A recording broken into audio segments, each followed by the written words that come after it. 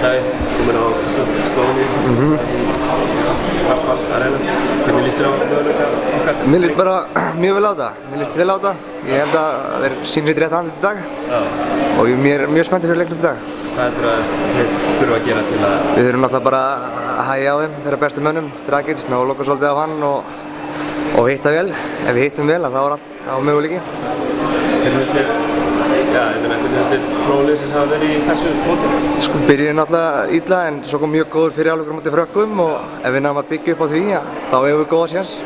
Ísland var ná í fyrsta sigurinn á Eurobasket núna í dag á morgun? Ég held það, já. Ég held að við eigum alveg séns í það.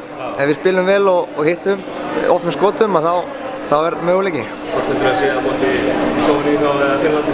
Ég held að það verður erfitt, það verður báðir erfiðir leikir en ég veit það ekki. Það fer bara eftir hvernig þetta spilast, sko.